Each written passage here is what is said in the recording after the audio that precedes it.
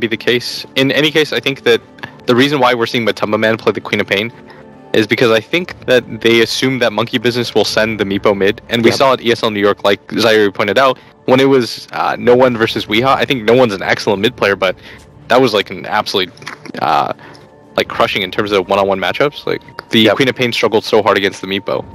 So they try and at least dodge that by throwing the Razor in up against the Meepo. I suppose if you are looking for someone that's going to survive, what kind of skill build are we looking for from the Razor too? Does even the static link's not going to be that much of a problem up like to get it off against the Meepo because there's no like reposition ability. But do you go for the high points up in Plasma Field? Do you go for harassment? Is it worth getting early points up in Unstable Current? I don't think you have to have the Unstable Current first. And when it comes to the mobility of the Meepo, I mean, if he gets static link, he could just poof to another Meepo. That Ember Spirit would have actually been so good on Liquid's lineup. That's the one thing they have going for them, is that once they grab BKBs, Monkey Business's lineup is actually going to get a lot weaker. And that's what I'm kind of looking for, is the BKB timings of all the heroes. Like, I'd imagine that Fada decides to go for either like mech into BKB or like S and Y into BKB. It seems like he really likes the S and Y. But I think against when you're playing against a Meepo and an Ember and all that, and you're trying to get into a 5-man, he's going to need that mech. Yeah, exactly. And there's no one else on his team that would take it. Like, you're running a safe lane Queen of Pain. Matumba is most definitely not buying into a mech, and neither will the Night Stalker. But Fada, well, there's your dual breath, nice and buffed up early on, and also getting decayed up a little bit too. So a 2 support movement into the mid lane, just to make life very difficult for this Razor. You sort of have to, because Razor, if left unchecked, one-on-one against an Ember Spirit, it's one of the worst matchups that you could possibly have. Like, the Ember Spirit is got really good move speed, but at the same time, the damage reduction really hurts him, because you can't really use abilities as an Ember Spirit to farm. Like, it's not efficient at all. Yeah. This top lane is also going to be a little bit of fun for NoTail. So he's up against Mind Control. Early on, Night Stalker's not really the strongest of all heroes, and Crit's going to come over. He doesn't have the Liquid Fire, so he's a pure dual breath, and NoTail is level 2 now, but he hasn't leveled up Earthbind or Geostrike, so there's no options for him to work with there, at least for now. He's waiting for the right time for it all. But is there actually enough kill potential to kill off Mind Control with just these 2 guys, without the Liquid Fire, of course? I think your Meepo just has to get levels, and Mind Control is going to get a decent amount out of this lane, just because Crit, yeah, the Liquid Fire, I think most people don't skill it early. Like, the dual breath does more damage, and it's easier to zone when you're a solo support anyways. Like, the cooldown is so long. They're going for Fly. The search away from Mumian is going to get him away to safety, but having both Shadow Strike and Kuro ready for another Brain Sap was just a little bit too dangerous. Now it's top lane, the dual breath, the Mind Control, and he will actually level up Earthblind, and Mind Control's in a lot of trouble. He's going to get proofed down. It's only a level 1. Okay, now the Meepo just hit level 3. The extra control, and the proof will arrive, and that is first blood going the way of the Meepo. Yeah, once he hit level 2, they immediately decided to go for him, and Mind Control had a decision to make there. I think he actually could have just ran straight down, but felt that he was going to get sandwiched. In any event, he has to be a little bit more careful about those timings, because double Meepo, that's almost always going to kill you, and that's why you get that early level of Dual Breath. The damage from it is actually a lot higher than you'd expect. Yep.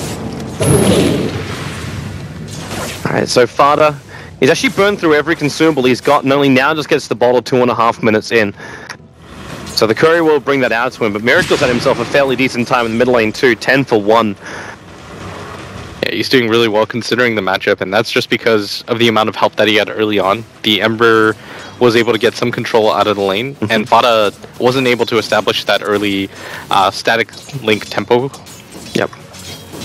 But he didn't really have any kind of big influence. Like Jirax, the Searchik is still only level 1. These rotations from him haven't really worked. Like a Fissure on bottom lane, you were still able to surge away the Undying, so Fly was able to get himself out to safety. So I'm wondering exactly when I start feeling Jirax's presence in this game. I mean, for me, he kind of feels like a slow starter in general as a player. Okay, this is one way to do it. Opportunities and mid lane field. Oh, that haste rune gives him the movement speed to stay in front of the wave. Oh, I don't even think it was that. It just felt like Fada misfired that. That potentially could have been a kill. It was almost like Fada didn't know that Jirax was coming in like that, because he was a long way back in the lane too. I think he knew, but it was the combination of the haste rune and also the fact it looked like he was trying to min-max it. Like he ran to the very edge of it, and that probably would have done the trick. But you were right in saying the haste rune was why he was able to survive there. Yeah. And Notel's now going to start to flash farm as this Meepo. It's just going to be so difficult to control him. There's also going to be stacks going to start to be prepared inside the dire jungle, and already Liquid are trying to do something about it. You hit the first nighttime, they instantly try and gank on Miracle, but he's got the flame guard up. Farda's too far away from this Ember Spirit, and they're doing this before he's level 6 at least, so they have some kind of chance to succeed with this. And with the flame guard about to time out, mind control, he goes again.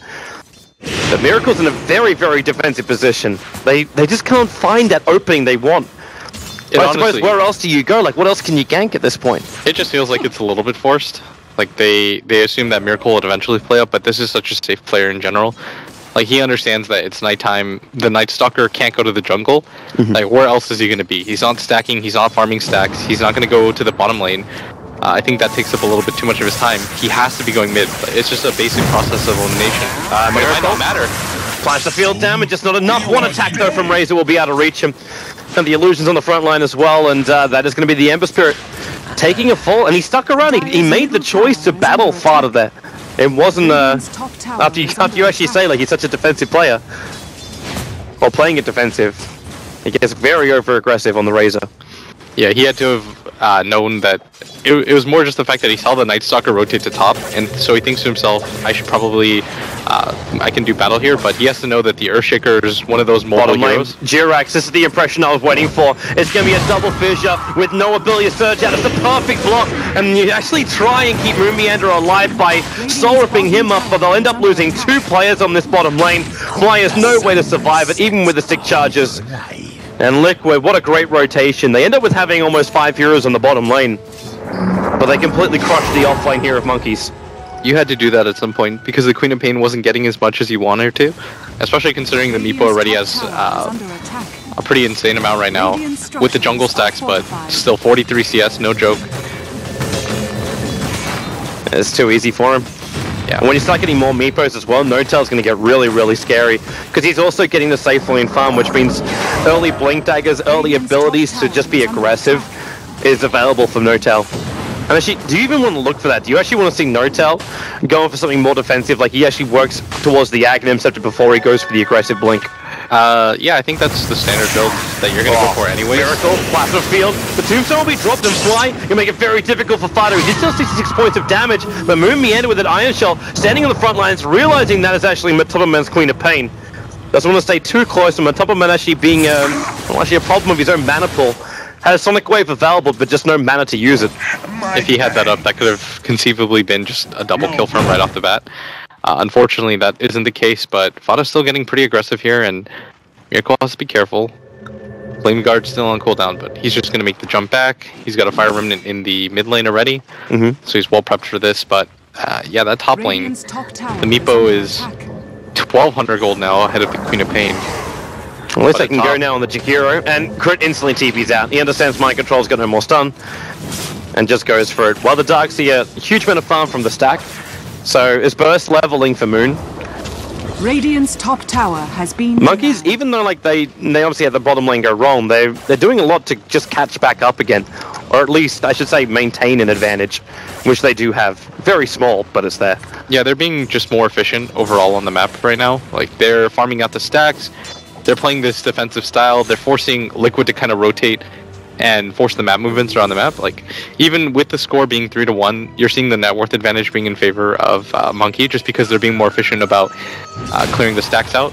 And they're getting so much out of the laning phase right now, especially when it comes to the Meepo. Like, the Meepo is so far ahead of everybody at just 8 minutes into the game. This is something you expect, but at the same time, we talked about the lack of control that Liquid have. Top lane going on mind control. Kura's going to be here, controlling at the Meepo, but there's another Earthbind to keep mind control in position. The Darkseer, well, that's a very early wall. Doesn't actually get a copy of it. They're going to go for the kill on Moon. Well, maybe they can. Moon is very, very low, running forward, and Kura just beating him down. That last attack will do the job, but Notel's already managed to find the kill on the Night Stalker. So I suppose in one way it works. And yeah, with the Iron Shell, it burns through Kuro. The fish will buy a little bit of space, and Notel's got nothing more to run with. He actually switches to his other Meepo. The Meepo doesn't actually have the intelligence I say the intelligence, the mana pool in order to cast another poof or net. So they are capable of getting Kuro out to safety. Still, that was so well done by Liquid. They baited out the fact that Kuro still had the Brain Sap available, and they waited till the last possible second. Like, Moon Meander's probably thinking in his head, oh, if he had that ability up, he would have used it by now. Yep, but they just waited out and kind of get the outplay off on him. And that's a decent trade, I think, especially since your Bane got away. You essentially got experience on 2 heroes, and you almost have the urn completed now on the Night Stalker too. No. You still have that concern though that Meepo was again the other hero who found the kill. Like Monkey has 2 kills to their name, and both of them are gone the way of the Meepo in what was practically solo. Yeah, that's really going to cause you concern. The decision now for Liquid is whether or not they're going to put more focus on this Meepo or kind of just give him the space that he wants. You can't really afford a failed gank on this hero anymore. Well, they're coming for it. They 3-man smoke. Moving up into the Dire jungle. Now Flying Miracle are back behind the tier 1 tower, as they'll actually have a double disconnect coming out from Monkey. Okay, so here's the... Well, that would make sense that it was those 2 players, because Fly and Moon are... I think that Fly's actually housing Moon right now. Like, Moon's in Europe, okay, if I remember correctly, but you're seeing the courier actually bring over both the items for the Meepo, and this is going to actually tip off Liquid and say, okay, they've already pinged it out. Like, if you notice that they have a ward in this mid lane, they actually pinged out the fact that the courier's coming, and what I think they should do is allow the courier to make its delivery. That was actually going to be my question. Just, like, follow it. Like, when you got a point booster and an Ogre Club on the courier, can you try and go for both? I suppose they won't have the movement speed to keep up for both. I think what you do is you follow the trail of the courier, and then that's 100% successful smoking, and then try to do it at the same time. This can be so also welcoming. Like, that's 2.2k gold worth of items on the courier, taken away for the Meepo for a long time as well. Like, you delay him up. Interesting to see the choice that Liquid will make. Yeah, and speaking of Meepos, you know who's a really good Meepo player here at the studio? My good friend Shane O'Mad. Like, this guy is one of the sickest Meepos in the world. Shane once said that every other Meepo pales in comparison to his, and that if he had the opportunity to play a TI5, he would have won it solo. Why are you looking at me like that? This is something that me and Shane have worked out. We're trying to give each other as much on-air time as possible. You know, I know a really great guy called Capitalist who, You mean that defective Chia Pet? Who... That's literally what his hair looks like. It looks like one of those Chia Pets you got and you forgot to water for a week. And you only got half of the head. We should actually make that some merch. It's like when you, you grow the grass out through, like, a potato head kind of style. We just have, like, Cap with the perfect mohawk. Coming to a Dota 2 store. Dude, I've got these jokes all day. Man, I've got them worked up in my head. It's legit. Defective Chia Pet is one of the better ones. I tried Cap. I honestly tried, but the power of Blitz is too strong. Yeah, when it comes to Flaming Cap, PhD in that. I won the TI5 of that one. Oh, God. Alright, so... let's get it back to the game and back off flaming of everyone else. We got some time. We discussed everything that we need to. The only difference for me, the only thing I really want to talk about is the Queen of Pain's item choices. Okay. If you decide to go for the Orchid, it's good against a lot of these heroes, but you're not going to have anything to deal with the Meepo.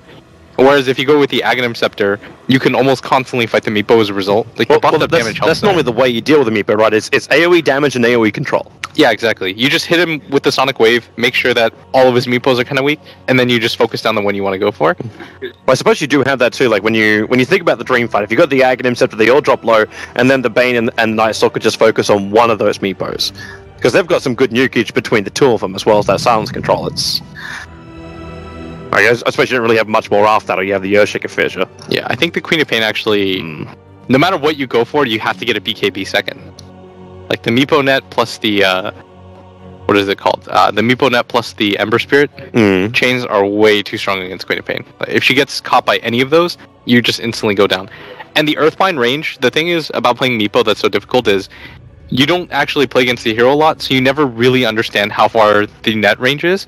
It just kind of hits you and just like, what the hell? Like, I was double the distance away. You're talking about so many items though for a Queen of Pain. Like you want to have a BKB on her, you want to have like an early Orchid for ganking kind of style.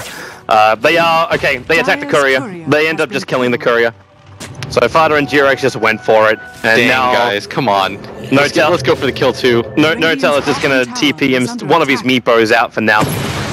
left one inside the lane, and yeah, they can't find the kill. Yeah, Liquid have to know that if they go for the courier there, it's pretty much one or the other. I'm okay with that decision though. You slow down the Meepo's timings by a full 3 minutes, and that Aghanim's timing on the Meepo is so critical that I actually think it's perfectly okay. Like, I actually think as an analyst I was just completely wrong there. Like being able to slow down half of his ags at 10 minutes is pretty huge. But he's still going to get like the full ags at the end of that 3 minutes. Yeah, they have to make use of this timing right now for sure. Yep. But it's a town trade-off. With Jakiro, he's actually practically solo pushing. The other boys doing the creep skip. But Chris taking out that tier 1 tower with just level 3 liquid fire. And then they move as quick as they can. A smoke move by Monkey. They come in behind for the tier 1 tower. They've already got a Dire Observer Ward down. Now, the vision is terrible. Liquid think this is going to be a straight trade. Now it's a lot better. Like, we just did daytime, and Jirax, the spirit jump from Miracle, actually dodges the Fissure. He has more than enough damage to kill up that Earthshaker, and then the Ice Path from Crit, controlling up Mind Control. So Miracle jumps with his last little bit of a spirit to get in range of that Night Stalker. So it's a double kill for Miracle. Kura controlled by the Earthbind. It is a 3-for-1 trade-off, where it is just the sacrificial Jakiro. And it's just so much. It's so much coming the way of Monkeys, because now they can actually push in for another tier 1 tower if they feel the aggression's there. Yeah, Liquid actually thought that was just going to be a straight 1-for-1 tower trade, but everybody from Monkey Business, they were willing to take that fight just because they had the superior positioning. Are they going to deny? Liquid, they're not denying the tower. They might have actually just forgotten about it, and the ping came out. The ping came out from Fly. He was walking away from it. And now Jirax is just going to walk in range of the tower to get the last hit. And they fortify on him, as well as Fada. But they're not going to find anything. Like, Fly's moving back into the lane, and in fact, Fada? Okay, yeah, Fly's going to just think twice about running into the mid lane at least. He just wanted to make it a little bit awkward for Liquid, but at the same time, Liquid just kind of got a free 200 gold there a piece. That's not something you always want to see, but the mech is completed now in the Darkseer, and now that Monkey, they've almost got the Aghanim Scepter, like in about 400 gold, I think. And once No-Tail has both of those items, I actually think they just kind of go for it.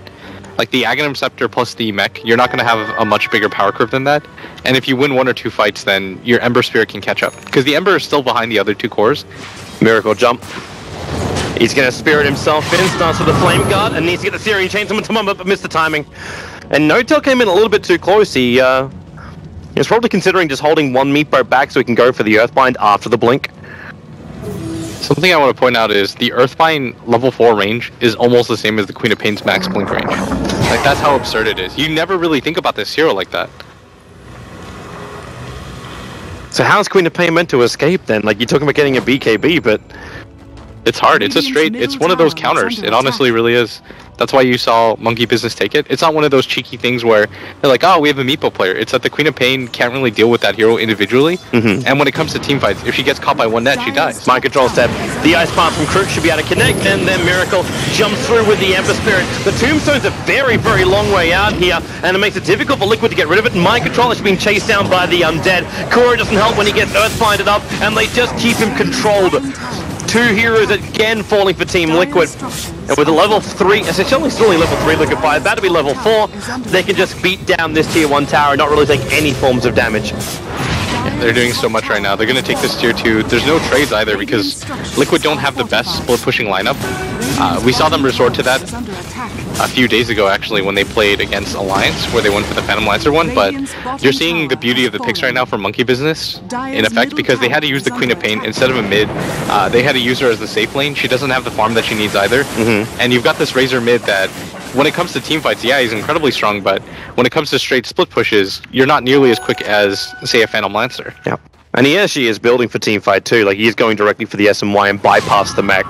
I say going for the team fight purely selfishly for, like, there's no mech, which is very unusual for a player like Fada who really enjoys going for that mech as a mid solo. Is under attack. Monkeys, now they move over towards Roshan. It's a level 12 Meepo already. It's like, how do you even stop? You can't stop them from doing this, can you? No, this is incredibly hard for Liquid to take the fight. Fada doesn't have mana either, so what they're making the call for is, let's just take the tier 2 at top. This is probably the most common trade-off in Dota when you're on the Radiant side. You give the Dire side Roshan, immediately take the tier 2 tower top. Dire's top tower. Are they looking for a kill on crit? Like, at the fissure, so this should be possible. but Roshan's already taken. He turns for the liquid fire, so both Mentubberman as well as Mind Control getting slowed up for this. And with an Aegis the Immortal on the back of a Meepo, you're basically given Notel a license to so aggressively push and buy even more space for Miracle. Your Tombstone is off cooldown. It's level 3, so Fly's not really the highest level in the map, but he creates the chaos, and then Moon Meander is the big team fight support. The level 8 Darkseer who's already got a full mech. The crazy part right now for me is that the Meepo has so much, but even with that, the Razor's only 1k behind him. They're coming. They want to try and pincer Monkey, and actually, I think even no, they're bailing out. They let it go. Mentubberman sees Moon Meander coming in, but they got no chance. Sorry, I interrupted you. Oh no, I was just gonna say that even with all of the advantages that they built up so far, the Razor's only 400 gold behind the Meepo, and so they've got a lot of different ways they can fight still. Like the Razor is still incredibly tanky, and once he gets something like a BKB, it's gonna be hard for Monkey to lock him down. But it's getting to that point that's gonna be really difficult right now for Liquid. Like you need BKBs on both your Queen of Pain and your Razor, especially your Queen of Pain. Like, instead of going for that greedy Orchid into AC into Ags build or something like that, I think he instantly has to go for the BKB, and then just play the team fights around. And they can still do it. Like Liquid's not in a terrible position at all. It almost sounds like we're talking as if like Monkey's already got this game in the bag, or what can Liquid do, but it's only a 2k advantage. I suppose I've got a little bit more concern, especially when Kuro, okay, that burn does not help, and the Sleight of Fist is still on cooldown for the moment. It's only a level 1. There's now, okay, Miracle commits, Notel, he blinks himself up as well. Jirax is going to drop. And this is where my concern kind of kicks in, where I don't understand how Liquid, even when they are this tanky, can get the upper hand of a fight when Monkey can do so much damage so quickly. So you surge in an Iron Shelled Notel who goes under tier 4 towers to kill off a Night Stalker, taking minimal damage for this, and now they push the tier 3 towers with 17 minutes in, and Monkey are already in a position where they can take a mid-rax. There were just a lot of mistakes there, like the Earthshaker and the Bane dying before either of the cores could get in a rotation. Mentubberman doesn't have a TP either, so half of their heroes were pretty much just kind of left by themselves, and Jirax isn't level 6 either, so the Meepo isn't really threatened by too much. And Mentubberman has to be careful because the Meepo can just start throwing the nets out. And Miracle, he doesn't really want to commit. They're just going to get out, but that's still a range rax at 17 minutes, and Liquid are falling apart a little here. Like, they really shouldn't have lost either of the supports. Like, the Bane even had time to run out, but he was looking for a brain sap target, and he had to have known, like, Mentubberman was not going to come. He doesn't have a TP, he was doing his best to come back, but as soon as they lost 2 heroes, like, Fada was like, I'm not even going to bother. And he's got 3,100 gold, probably making sure that he has enough for a buyback. Like, this is the position that you're put in 18 minutes into a game where you have to start saving for buybacks. And then you're still going to be worried about what Monkeys is going to do to you. Because you're running an Ember Spirit and a Meepo. Like, if you want 2 heroes who can be anywhere on the map, like, you just split push out, leave 1 defensive spirit behind. And that's what looks like was happening right now. Monkeys has pitched a tent in the mid lane of Liquid's side of the river. And then you just send the Meepos out to keep farming up. They can poof back in a moment. The Ember Spirit can farm out the lanes or farm up inside the jungle and then still be back for the fight. I'm just not seeing Monkeys being limited in any way by Liquid's draft, especially in the current position, and now they go again. The Iron Shell jump, Fada dead before the fight even really begins. The Ice Pass positioning again, perfect from Crit. Kuro nightmares himself up to buy a little bit of space, but they just take it off him, and he'll just pop in the middle of this too. You get the Orchid of Miracle combined with the Sonic Wave, but that's not enough damage, and now Notel wants to go further. He didn't get the Meepos into the right position, but he's got the Blink of Farble, and there he goes again. This time locking down Mentubberman, the double Iron Shells on the Meepos as well, just burning through everyone. Another Ice Pass support. This is a firm foot to the rear end of the horse. Liquid are in a lot of trouble at the moment. Jirax will burn, and this will be a full team wipe in favor of Monkey. They will take out... Actually, they can even do double raxing right now if they want to, but there's no reason to risk it. They're all gonna... Like, all the Meepos are headed home. They regen up, and then they come back out to the 1 remaining Meepo on the front line. So then they can go again. It's a completely refreshed Meepo. You do the same thing with the Ember Spear too, so Monkey is going to be pretty safe. You've got a mech coming up in 15 seconds too. No-Tail's Aegis, if I remember correctly, is about to burn out in a minute, but you're just seeing the strength of the Meepo right now. And you saw the 20 Razor. seconds. 20 seconds. He's still pretty tanky, but you saw how quickly he went down. Like, he needs a BKB. Here they go. Yule Scepter up, takes Kuro out. That's Crit's Yule Scepter as well. And then the Ember Spirit goes further, but Notel poofing around. He almost wants to die at this point, which he will do so, but the Aegis of the Immortal It's going to bring him back to life, and the real Meepo was back at the rack series, so it's not even a good position for Liquid to try and get a counter kill. They go through, and there's your proof forward. Nortel, this time a little bit off target, and Matoman tries to punish it, but there's your ice path as well. The ensnare is actually holding him in position too. Liquid Fire's burning through Matoman, combining up with the Macro Fire, combining up with the Flame Guard. There's just so much fire, tick damage, and then the burst damage as well. Monkeys take 2 sets of racks. They cannot take the third, because the tier 2 tower is still up, so they want to back up anyway. There's no reason to stick around for this one. They are so far ahead. 2 sets of Rex down at 20 minutes into the game. No BKB in sight for the Queen of Pain. You have the Orchid, but you control one Meepo. The rest of them kind of go to town on you. I almost feel like he should have just gone for the straightaway tank build. Like, just go for a BKB, because you can't even step forward anymore. Like, the Meepo gets on top of you so quickly, and your supports just don't have the levels. Like, the Earthshaker's still only level 5 at 21 minutes into the game, and this is just a product of him having to defend towers and them never being able to take a successful fight. Like, he's 0-3 and 2 right now, hasn't really had a lot to do this game, and Monkey Business, they can either just go for another push, you can go for the Roshan and then straight away go for it again. They're coming for a kill. They're actually coming down for Jirax. He shows himself on the lane. And they're in range. Miracle comes in front. The Earthbinds will connect. And that's a very dead Earthshaker. If he had any dream of ever getting to a Blink Dagger, it's kind of gone. Because Monkeys are coming in for the GG push now. That Flame Guard into double Ion Shield Meepos is actually so much sustained damage. Nobody can really survive against that anymore. Yeah. Monkey, I mean, this game is kind of wrapped up. What Liquid are probably doing right now, when you take this time, is thinking about the next game, kind of figuring out what went wrong in this one, and trying to develop a game plan for game number 2. Just because this Meepo pick absolutely wrecked them. Yeah, it really did. Like, the combination as well. Like, you're not really going to ban out a Meepo. Yeah, you know Notail is good at it, but you're not going to say, you know, let's take this guy out in the 3rd and 4th position, because you're never really expecting this. The Emperor Spirit maybe, the Darkseer is high on a lot of people's ban lists, so I doubt Monkeys will get anywhere near the same combo again in another game. But what a time to do it. Like, this is a 1-game advantage pushing you through into the winners bracket final for a major, and is always going to dictate now how people draft against Monkeys. Oh no, so Fada does get the BKB, especially after that last engagement, but it doesn't even matter, he just dies. GG.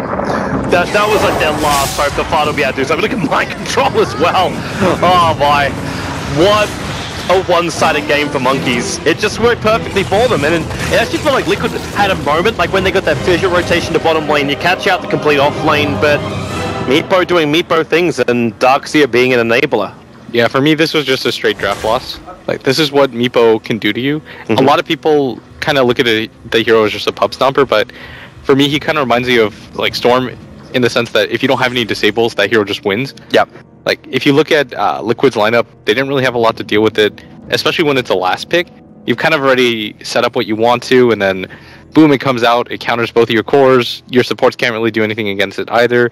The Earthshaker's okay, I guess, but the Night Stalker's an ideal offlaner. Like, if you had something like maybe even a Clockwork, maybe if you could have rotated the Earthshaker to the offlane and then picked a dedicated support to deal with it, but as it stands, I mean, the Meepo pick kind of just shut everything down. Yeah, I actually wondered too, like, even if it hurt them before that, like, when you get the Ember Spirit pick up and then you already rotate your Queen of Pain to the safe lane, it was... And we're going to game number 2.